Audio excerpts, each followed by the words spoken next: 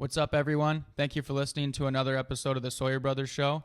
Please be sure to follow and subscribe to the show on Apple Podcasts and Spotify, and then follow our podcast accounts and SDI accounts on all socials. We post daily on Instagram, TikTok, Facebook, and YouTube. We appreciate the support and listens greatly.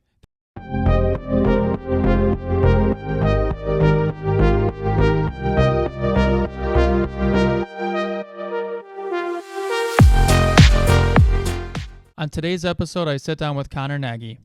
Connor is a college hockey player currently heading into his senior year at the Massachusetts College of Liberal Arts, where he serves as captain of the NCAA Division III hockey team. Before MCLA, he played a year for Finlandia University, another NCAA Division III hockey program. Connor was born and raised in Trenton, Michigan. He grew up playing youth hockey locally for various downriver teams. After playing 1 year for Trenton High School, he played junior hockey in the USPHL for Toledo and Motor City. He then played 1 year for Little Caesars 18s before heading back to junior hockey, where he played in the EHL for Vermont and New York. I got to know Connor when he first participated in our early SDI programs as a young teenager in high school. He was the type of kid who loved the game and pushed himself to the max at all times. I remember many times being at the track with him, and he'd go through a full circuit and want a whole nother workout.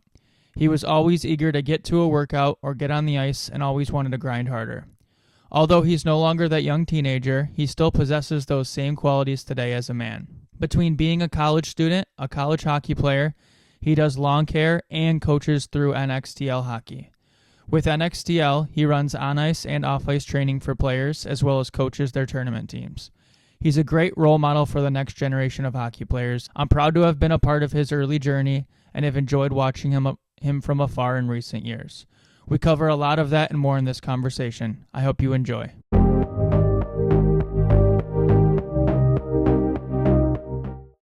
So Connor, thanks for joining me today. What has your summer routine been like?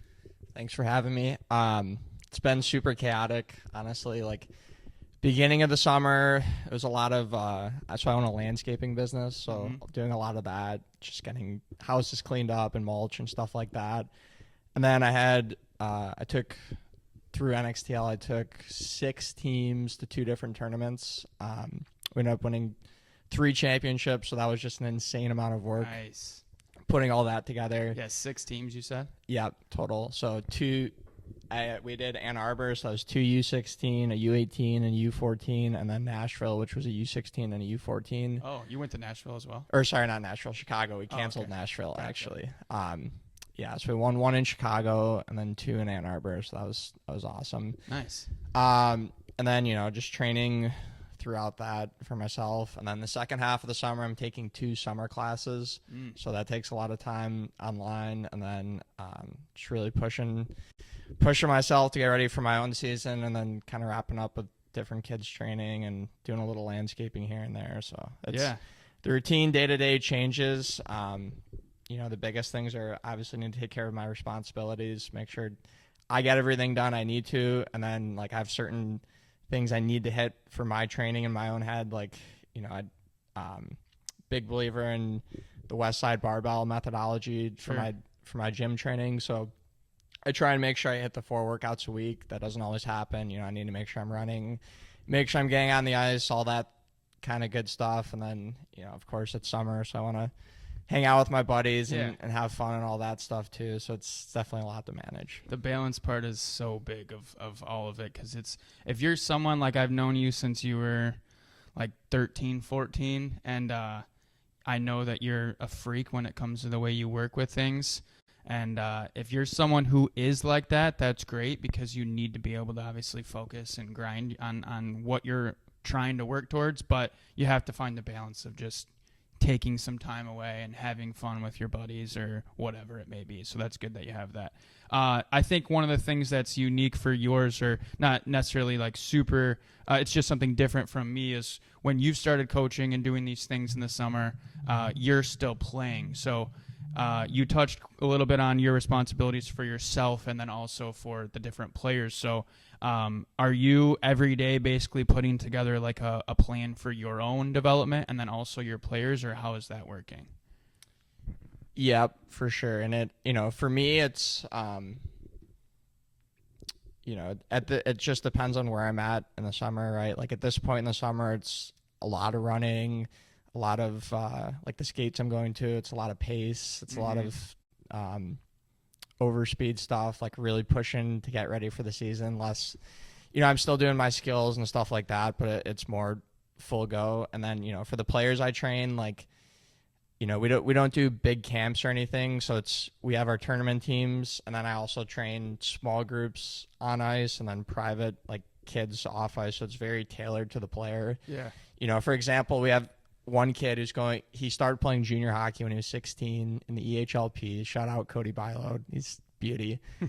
So he's been with us for, I say us, me and Parker, my buddy that is in with me right now. We're doing this together.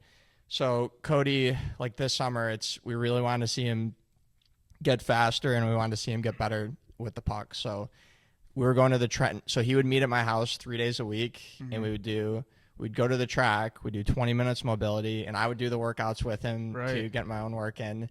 Then we do like an hour track workout, come back to my house, and do like 30 minutes of skill work in my basement. So, there's another player who's a U16 player. His name's Henrik Beard. He just moved here from Oklahoma about a year ago. Hasn't had good coaching, but he's the fastest learner I've ever had. He's super coachable, like great kid. So for him, it's all about just very fundamentals, very basic, getting touches, like learning how to, hand positioning and be an athlete and that kind of thing. So it's all just dependent on the kids. Yeah. But for me, it's a little more systematic. Like I have my schedule at this point in my career where I know where I need to be at certain times and what I want to work on, and that kind of thing. It's cool that you're able to overlap with some of it, do some of your like you said, your mobility, agility work with the players, kind of knock out two things at once. That's cool.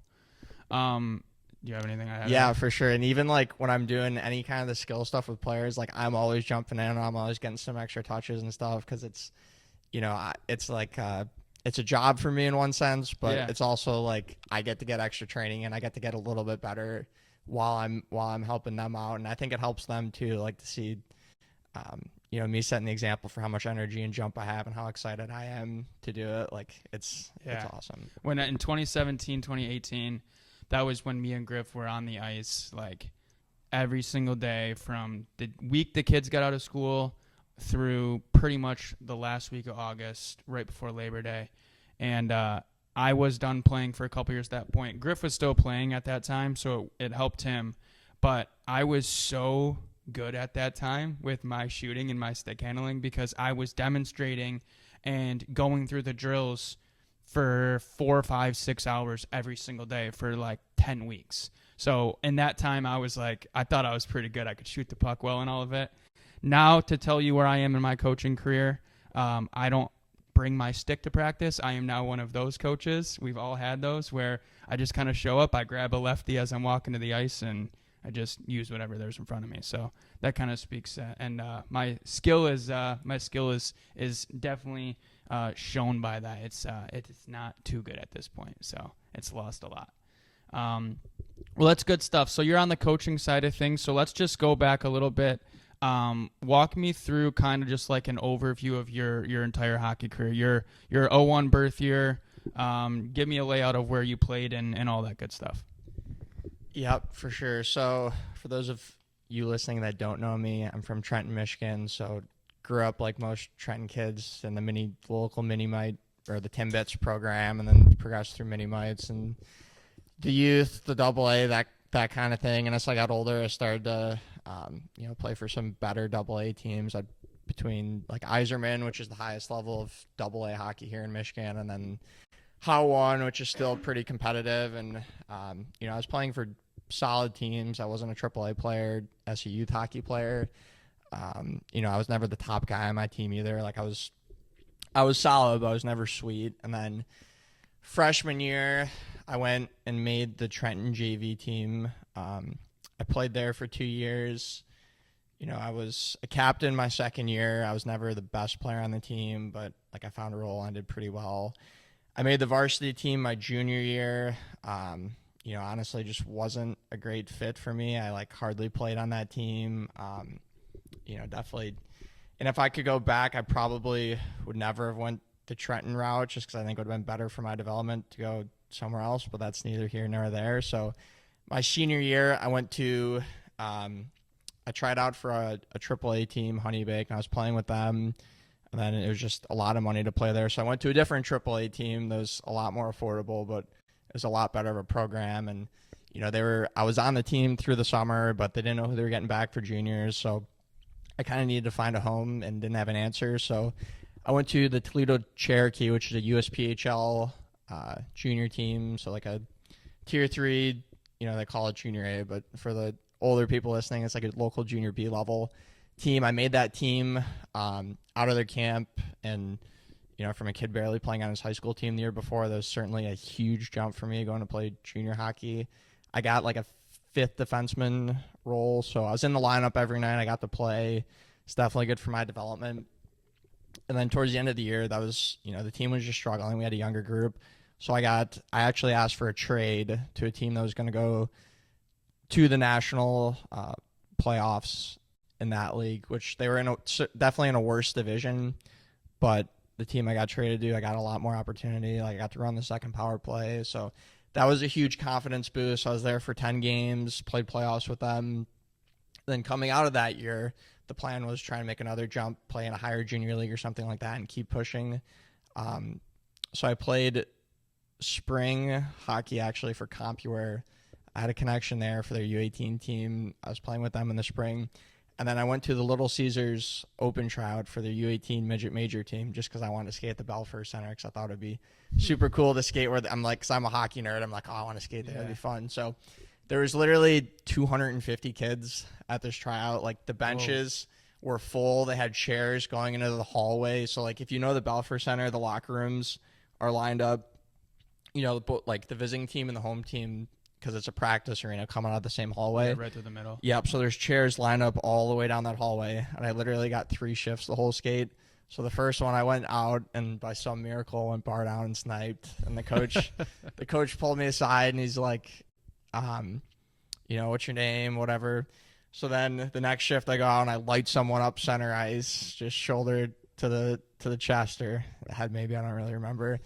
And he pulls me aside again. He's like, I want you to come out the next day. So I went to the real team's practice the next day, and it was, instead of 250 kids, there's a group of like 17. So stayed in touch with him throughout the summer. Went to a couple junior camps.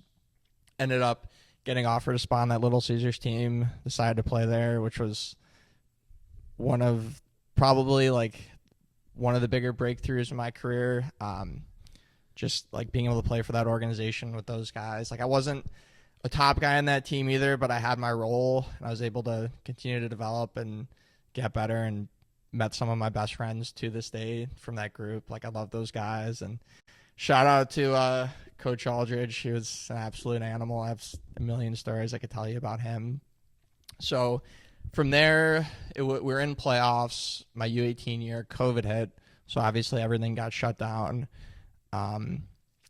So then I was working with an advisor, which I regret. And, I'll tell kids today, like if there's definitely some good agencies out there, but most of them are garbage. So, I would generally advise to stay away from them with the exception of a few. Yeah.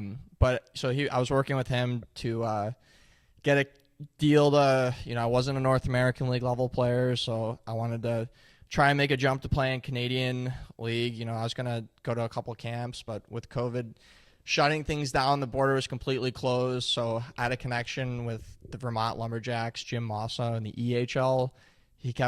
He recruited me harder than anyone has ever recruited me before. And so I ended up signing there, and we had a really good team that year. We had, because of COVID, there was a couple North American League teams that shut down. So we had players who were on those teams that didn't have a home. My D partner played 2 full seasons in the Ontario Junior A League, and he was one of the captains there his second year, and then he didn't have a home, so he came and played for us. We had 2 guys who had played a full season of NCAA D3 hockey the year before who weren't having a season, so they came back to juniors to play for us. So, and the whole league was like that year, right? Like it was just, abnormal. I think that was junior hockey across the board, but especially our little league at the time was just really strong. So like I said, we're in Vermont. It was my first time moving away from home. It was a cool experience. We're in the midst of COVID and everything, games kept getting canceled. So our schedule for the first half of the year, which only lasted 8 games, was we would play or we'd practice for 2 weeks. We'd go on a week-long road trip. We'd come back, and then we had to quarantine per the state of Vermont's restrictions for 2 weeks. So, quote-unquote quarantine, which is not good for 16 to 20-year-old junior hockey players. Get a little bit of trouble, but luckily nothing too crazy. So that lasted for a couple weeks, and they realized that was not sustainable. So what the owners decided to do was they moved our team temporarily for the rest of the season to a ski resort in Waterville Valley, New Hampshire. So, wow. And it was during COVID too. So you have to realize this town of 53 people, and there was hardly any visitors there the whole time. So it was, the closest thing I would say to, obviously I have no idea what their experience would be like, but in almost like a military type setting where it's just you and the boys, and you're locked in there for months, and it was -30 every day, and it was dark by 4:30, and it was just absolutely miserable, and we hated every second of it, but we also loved every second of it, and we all talk about how much we missed that experience for some crazy reason. So that group, we got closer as a group being locked in that setting than any other group I've ever been a part of. And to this day, a couple weeks ago, I had a wedding for a buddy of mine from Jackson, Michigan, who's big slug. Shout out Drayton Todorov. Congratulations. Just an animal. But I had a couple buddies that play with him at Buffalo State. They were on that Vermont team, and they came to the wedding. I had no idea they were coming. We called each other an hour before, and it's just it was yesterday. It was 4 or 5 years ago or whatever it was now, and that was a blast. So those are the kinds of relationships that you build through the process. But anyway, we ended up we struggled for a little bit because we were kind of behind the 8 ball. Being the Vermont team, we're way behind on games with everyone else in the league. So we had different quarantines and leading up to the Christmas break. So after we relocated, it took a little bit to get our feet under us, but when we did, we got super hot. We ended up in playoffs. We swept the first team in a 3-game series. We swept the second team in a 3-game series. So now we're in the Final Four. We beat the Boston Junior Rangers. So we're 5-0 in playoffs. We're we're winning the championship. Right. There's no way we're losing. So unfortunately, in the next game, we lost to the Avs, who we actually had their number. I think we beat them 4 out of the last 5 games we played them. And we just had a bad game. Our goalie, it wasn't his night. Couldn't put the puck in the net. There's a lot of issues. So that essentially. Was it a 1 game or was it a series? Yeah. So the way the Final Four worked, I don't know how it does in that league anymore, but at the time, it was you played a round robin. The 4 teams and the top 2 teams advanced to the finals. And the reason they did that was because it's a development league and it's trying to get as much exposure as possible. So they want everyone to play as much as possible who's at the event to try and get eyes on them. So I forget why it worked this way or what happened, but essentially losing that 1 game eliminated us from having a chance to go to the finals. And then we played the next night, which it wouldn't have mattered if we won or lost the next night against the 87s, but at the time we didn't know going into the game. So we had a tight battle. We lost again by a goal. I had a nice play where I had an assist to tie it up towards the end, but they ended up coming back. So at the end of that season, mentally, I just kind of decided I wanted to get the hell out of New Hampshire and Vermont and go somewhere a little further south. So that was the biggest reason I asked for a trade. So I asked for a trade and asked for a trade to go play with my buddy at the New York Apple Corps, Drayton Todorov. And Drayton ended up making North American League team, so I never ended up even getting to play with him. But so I signed with the Apple Corps. Long story short, with that team is the first coach got fired because the owner felt like he was underperforming. Then he brought in a new guy who lasted about 2 weeks, and I was a part of the team probably with the worst loss in the history of the Eastern Hockey League under the coach that lasted 2 weeks. Half the team got traded. Couple guys quit. It was just Before the loss or after the loss? After the loss, or throughout. I don't know. Maybe before, maybe during. Throughout this whole process. So that coach literally lasted 2 games, and then we had to bring up. There's a U18 program that plays out of our rink. So guys had to drive down to finish the weekend from that U18 program. Like all the vets are like talking, we're like, what do we do? Like, do we leave? So there's a core of us that stuck it out. But so then Joe Wegworth, who's one of my favorite coaches I've ever had, who was probably my age at the time, maybe a little older, he played for the program. He played for Notre Dame, played a couple of years in the East Coast League, had some injuries, so he hung him up. So at the time, he was coaching the youth teams at our rank and doing like private lessons. Now he's worked his way up. He's a full-time assistant at Bemidji State. But so he drove down, this like 25-year-old, 26-year-old, and he's like, yeah, I'm taking over the team, gave this, big heartfelt speech. And the team ended up rallying the last 10 games. We had a winning record. We go into playoffs. We lost to the Railers in game 1, who's the top seed in our division. We beat them in game 2, and then we took them to game 3, and we're up, I think it was like 3-0 or 3-1, and they ended up coming back and winning. But yeah, that was a cool story about yeah, it's sounds like a lot of chaos in those years of those 2 seasons with COVID and coaching changes and all this. That's and you made the playoffs both years, and somehow where'd you guys end up with Apple Core that year? We lost in the first round of playoffs. Okay, gotcha. To the Railers. And when that happened, was that did you still have a lot of those like 18s on the team, or was it mainly just like real junior age guys? No, we had like a core line of like 1.5 lines of junior guys, and then a bunch of kids. And like our starting goalie, who is at Adrian now, who's like probably one of the better goalies in the league, left. He got traded. And he then, like, after he got traded, he split between the North American League and the EHL team in Maryland. So then we had a kid in that this way, that way, Aaron Hathaway, who's now like a millionaire from drop shipping. It's crazy. Really? Yeah, it's a nutty story. Like drives, I don't know, Ferrari, or has like a penthouse suite in Miami. But anyway, he was your goalie, or he was? Yeah, he was a 17-year-old kid, and he was like, he had a BMW at the time. He's like just getting big in drop shipping, and he was playing for a U18 team. And wow.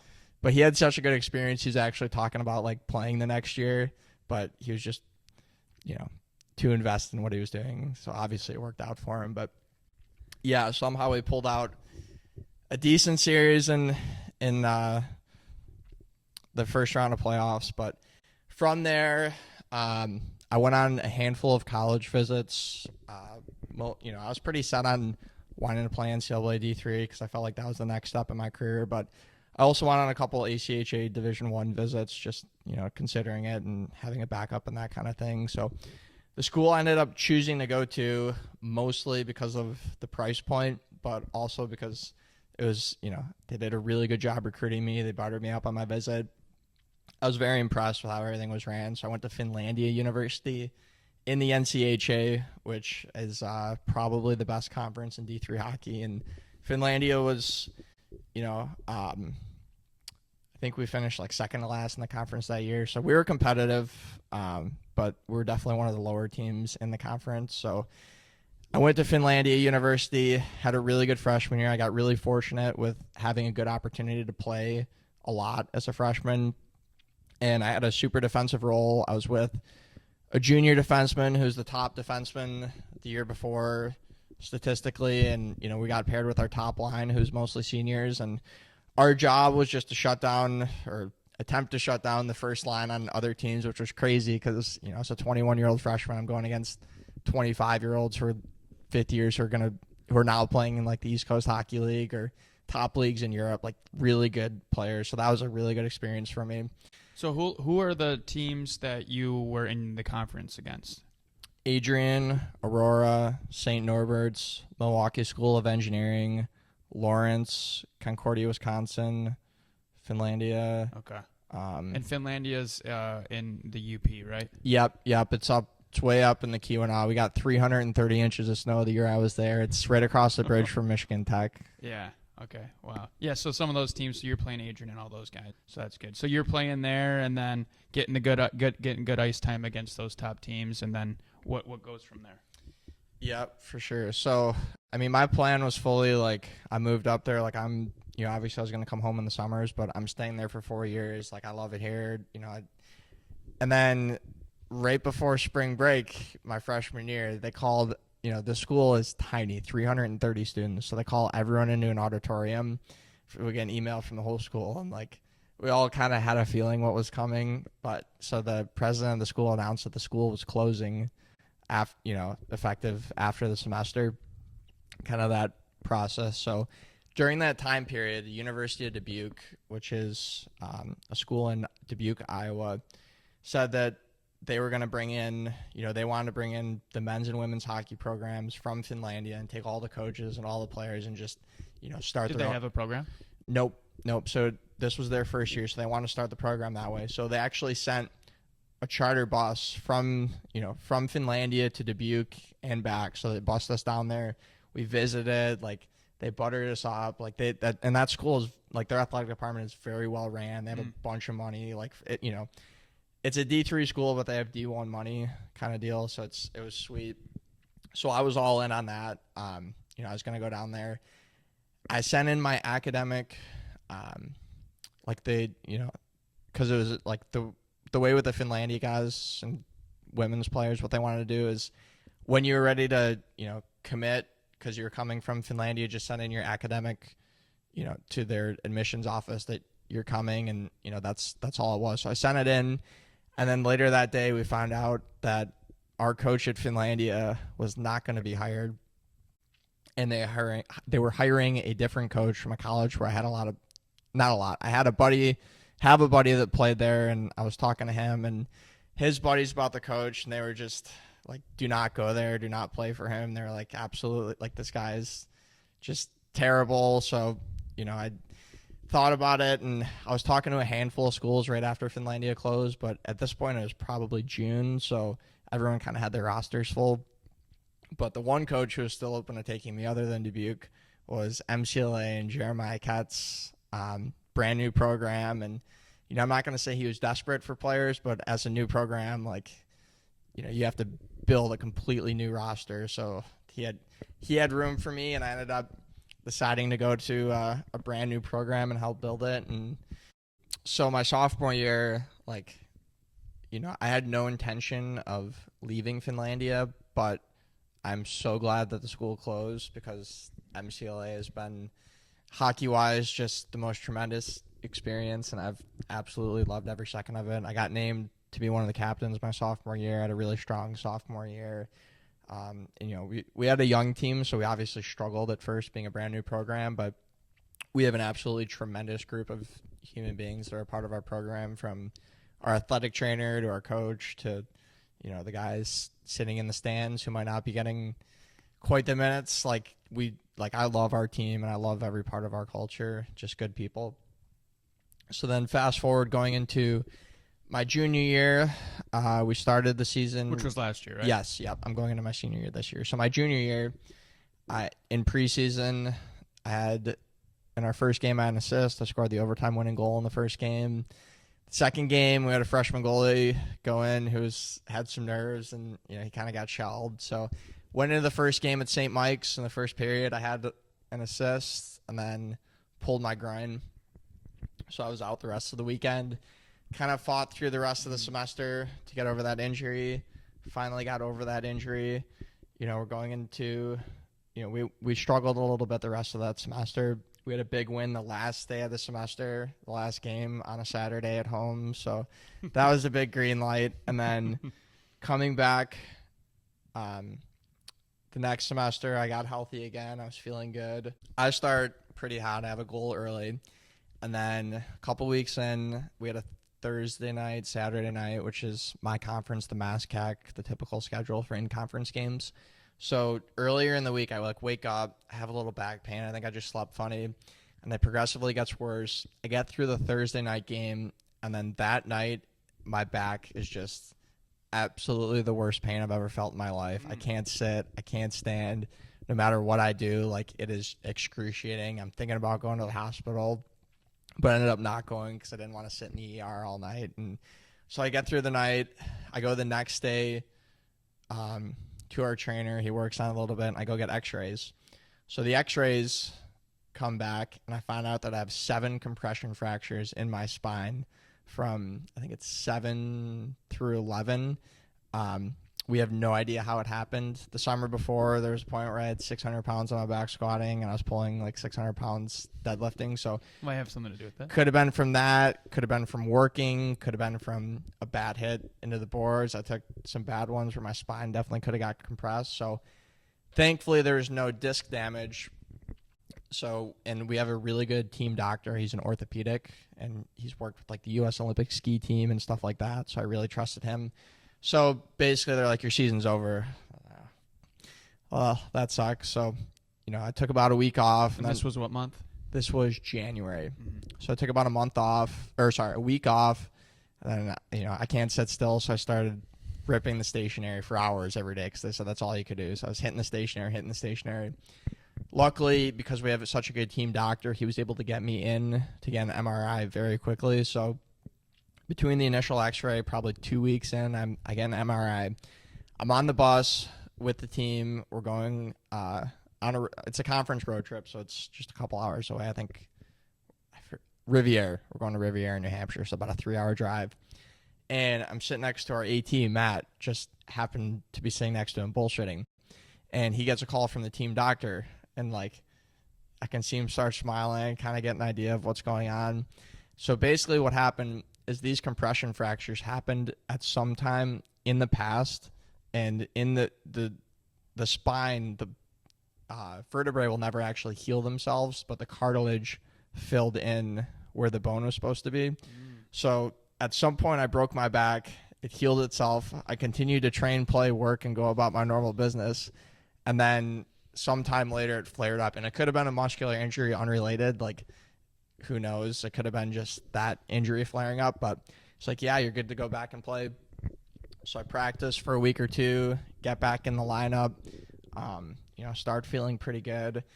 Our team makes playoffs this year, my first time making college playoffs. So we go on the road to play Plymouth State, who's, consistently a top 20 team in the country. Our buddy Dante played there. He just graduated. So there's no expectation from anyone outside of our room that we're going to win, right? Mm-hmm. And even inside of our room, it's it's a long shot. We played some very tight games against them, but at their barn in playoffs, it's going to be tough to beat them. So we go out in the first period. We go up a goal. In the second period, I get hit, completely separate my shoulder. It's a nothing play. I don't know how it happened, but so I go, our AT, I'm sitting there, I'm like, I think something's not right in my shoulder. I knew something was messed up. So he's feeling my collarbone. He's like, Nagy, I think you broke your collarbone, because he cannot feel my collarbone when he's reaching around. So, we ended up miraculously winning that game, which might have been the biggest upset in NCAA college hockey and recent. It was the 8th seed beat the number 1 seed Plymouth State, who won the MASCAC for the last 7 years in a row and has not lost a playoff game at home in the MASCAC in 7 years. The last time they lost I don't think they've lost a MASCAC game at home in 7 years. And so that was unbelievable. That Saturday, I'm obviously out. I'm hurt. We beat Anna Marie on the road, which is another huge upset. I think we had 150 block shots that game. Our team did, and I will say, the Plymouth State game, they didn't play very well. We deserved to win that game. Anna Maria, they outplayed us. Our goalie stood on his head. We got a lot of lucky bounces. We sold out. We clogged the middle, and we buried our chances. So we're able to win that game. What were the scores of these games? Plymouth State was 2-1, 2-1. Oh, 2-1, 2-1. Yep. In the Anna Maria game, there wasn't a single penalty. Both the whole teams? game. No, which worked to our advantage. Wow. For sure. So, Who scored first in that one? We scored first in both games. Okay. Did you go up 2-0 at all, or was it 1-0, 1-1, 2-1? The Anna Maria game, so Plymouth 2-0, they scored 1. So you're just holding on. Yes. Anna Maria. And so Plymouth, again, it was a lot better of a game. Anna Maria, I'm sitting up there watching, and it's just there was 10 minutes in the third period where I don't think we had offensive zone possession once. And were you guys up at that point? Yes. Okay. Where you're just getting shelled. Yeah. And it's oh my God. And it's to one extent, I didn't care that I wasn't playing. I'm along for the ride. This is awesome. It's whether I'm in and if you lose, you're done. Yes. Right? Yes, for the year. So, it was terrifying watching. Like, it was so hard to watch that and not be in the fight.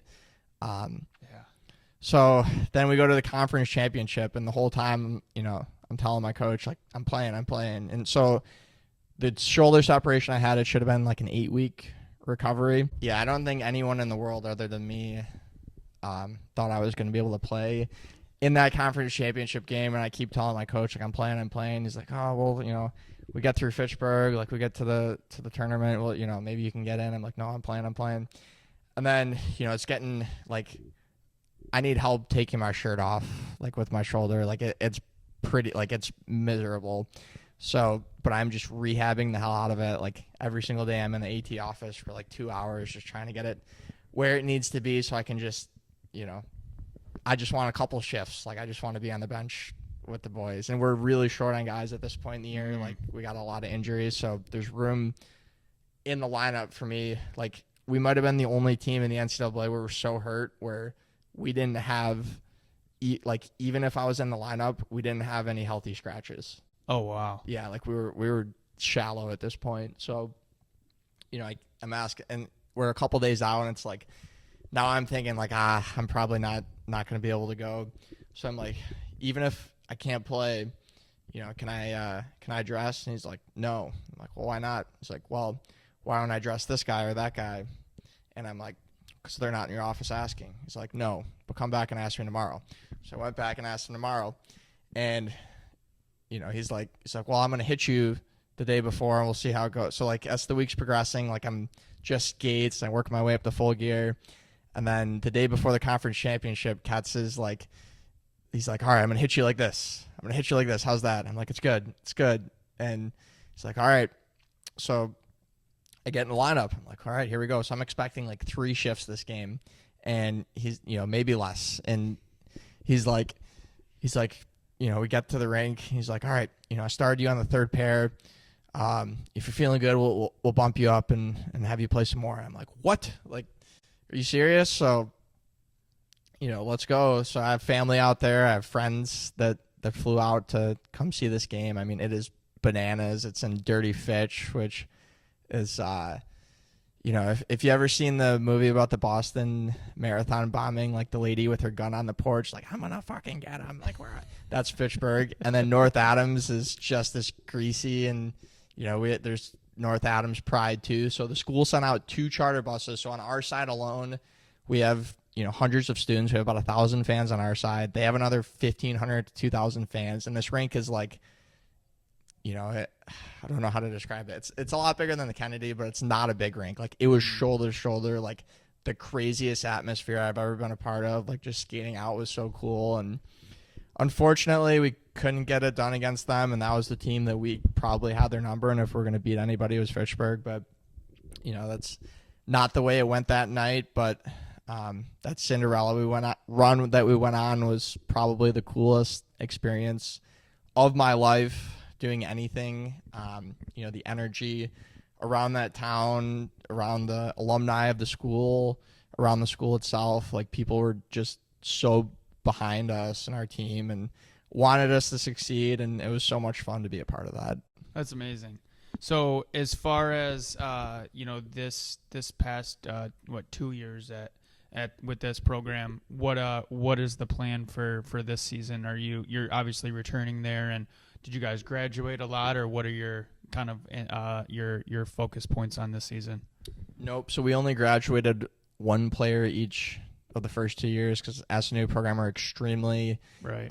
The class below me, so what will be juniors this year is very heavy. I'll be the only graduating senior this year. Wow. So obviously with those guys being upperclassmen now, we expect a lot out of them.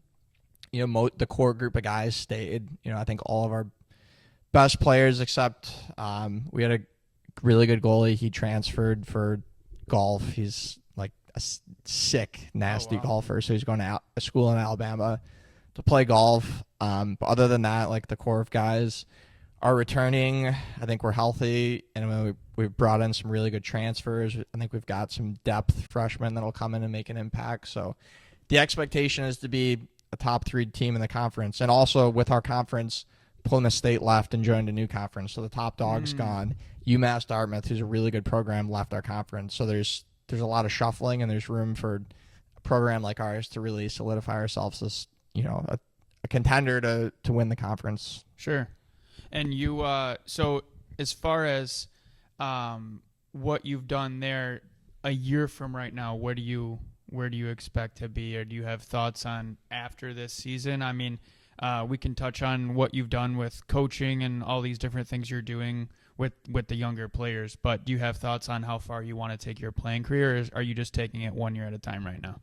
Absolutely. I would absolutely love to play hockey as long as possible. Like, I'm one of those guys where if it works out and I'm getting paid enough, like, I'll keep playing the game for 10 years and I stay healthy. But with that being said, like, I've got to have a really good senior season, and, you know, it's all based on if I'm going to be able to stay healthy and, you know, produce a little bit. Even that's not my game, but, you know, you have to stand out if you want to make that jump to pro. So it's kind of day by day. I'm really just, it's my last year of college hockey. It could be my last year of real hockey. So I'm just soaking in every second of it, enjoying the process, and, you know, really want to have fun with it. That's awesome. So as far as, well, what are you going to school for, by the way? I am because there is that side of it too. Yes, for sure. So I touched on that. I am going to school for hockey and beer. No, I'm just kidding. I'm a finance major. So, you know, I enrolled in the business program because, you know, I've ran a couple of businesses, kind of how I'm oriented. I didn't really know what I wanted to go into school for, and I chose the finance concentration because it's difficult, and if I'm going to school, I might as well get something, you know, worthwhile and make it challenging. But with that being said, when I am done playing, whether it's, you know, 9 or 10 months from now, or it's 10 years from now, my goal and passion is to pursue staying in hockey, working in hockey, either in the hockey ops side or the coaching side. Like, I would love to be a Division III NCAA hockey coach. You know, I love high level hockey. I love the college level, really, because of the relationships you're able to build with players and the impact you're able to have on guys' lives who come in and you have them for 4 years. And, you know, I've just seen the impact college hockey has had on my life, and kind of the, you know, how I've been able to grow as a human being. And I absolutely love that. And I love the idea of you get to build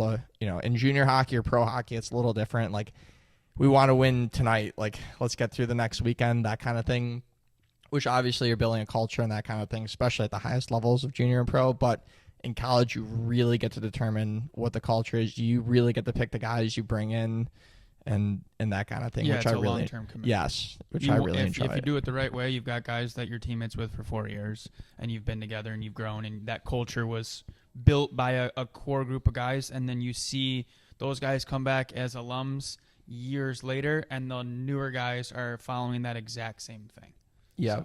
So. I mean, it's so cool. So, like, we had an alumni night. So our program, MCLA, it's a new program, but they had a hockey program for, 40 years, and they cut it 23 years ago and just brought it back. So they had an alumni night. So there's guys from, like, the 70s, the 80s, the 90s that played for us that all came back, and it was like probably just waiting to come back and see the team play. Yeah, for sure. Like, they came in the locker room and talked to us before and had some funny speeches, and it was so cool to see those guys and how excited they were to see each other. Like, that was the biggest thing. Obviously they were excited to see us and all that kind of thing, but the biggest thing for them was they got to see each other again. They got to be with the boys again, like, just like they left off. And that, we've had different groups of alumni come. We had a group from, like, the 80s with one guy who actually played in the NHL from MCLA.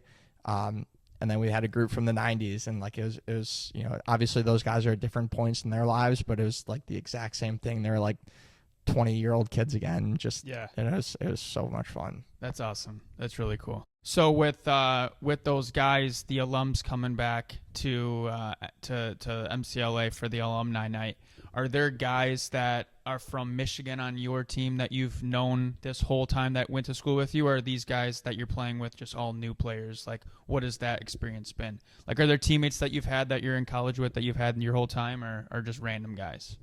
Nope, I'm the only Michigan kid. We got a couple other Midwesterners. We got Jackie Backbar from Columbus. We got Quinn Murphy from Illinois. But no, I'm the only Michigan kid. The only other guy I knew going in MCLA is one of my best friends, Nathan Walleritz, who played with me at Finlandia, and he transferred with me to MCLA. But other than that, it was all fresh. And we have guys from, I mean, all over the world, like Europeans, Florida, California, Alberta, South Carolina, Midwest. Oh, wow. Like, it's, obviously all over New England, but it's pretty geographically spread out.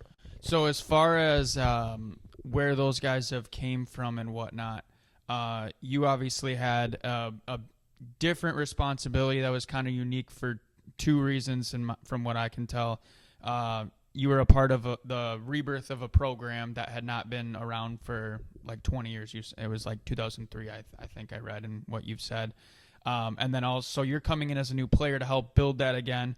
But more importantly, you have a letter on your chest. So as far as being a captain for this year, your third year, what are those responsibilities like with this situation of like building a program? Because obviously everyone knows there's certain things that you have to do as a captain, but specifically with your program here, what was that role like as a school that is starting fresh again?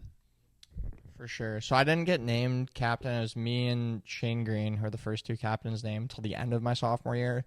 So, the majority of my sophomore year when the program was first starting, I was not a captain, but I was the only guy with real NCAA playing experience on the whole team. Like our two other transfers, one of them I think had one game played in the NCAA total. He was a 99. He just graduated. Matt Castillo, you're a beauty.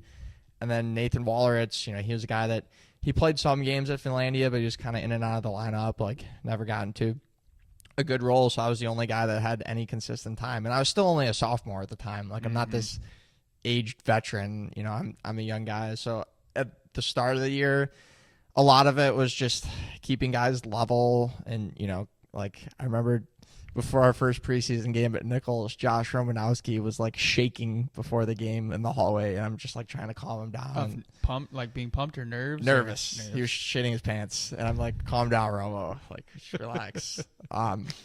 So different stuff like that, and just the highs and lows of college hockey, especially at the D3 level, because it's only a 25-game season. So, it's every game is a playoff game at our level. Like, it's a roller coaster. So, you have to stay even keel and stay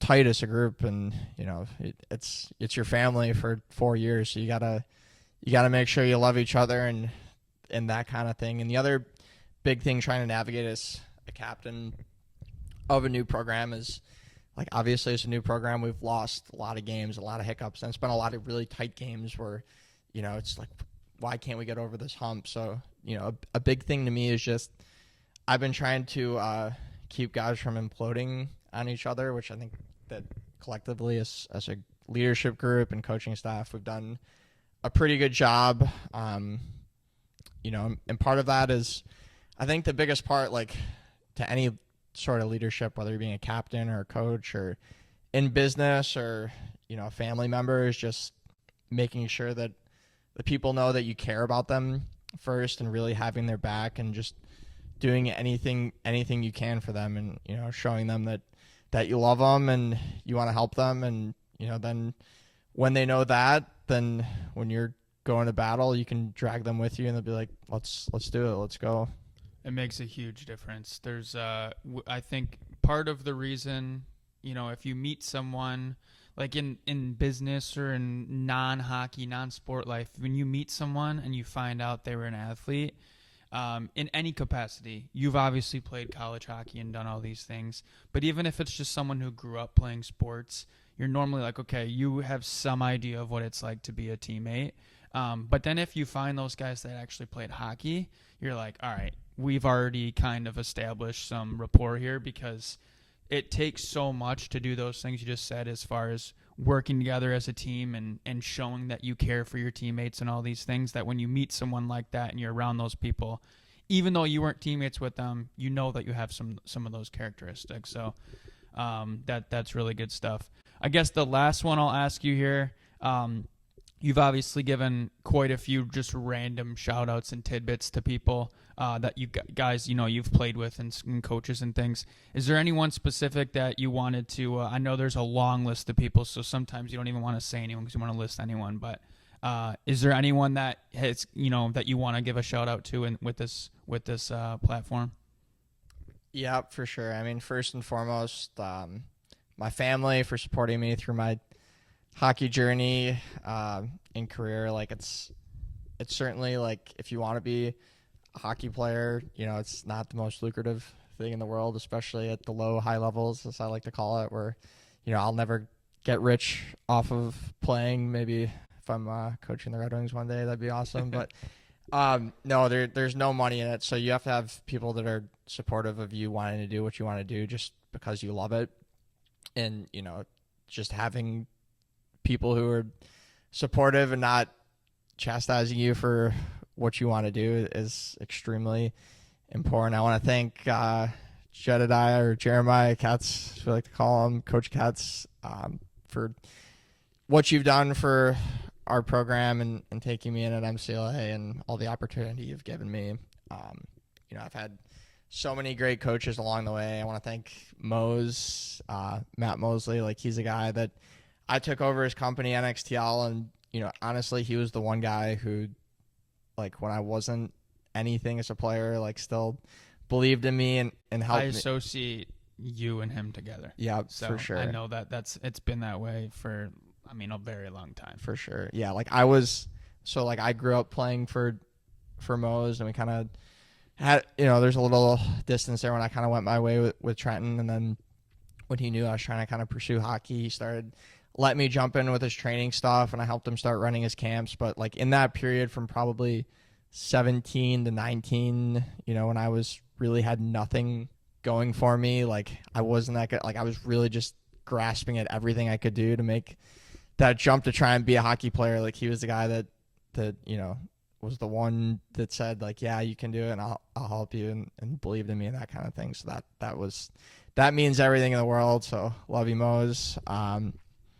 Yeah, and then just all of my friends along the way. Like, if there weren't people that I've played with that have become like all of my best friends are guys that I've played with and I love dearly, like it definitely wouldn't have been the same experience without you guys. Like, you guys are what has made it so worthwhile. So love the boys, and it's awesome. Yep. Very good. Cool. Well, I appreciate your time here. I know you're running to go do another job with your day. So I appreciate your time, and we'll do another one coming up soon to get into some other stuff. Awesome. Thanks, Andrew.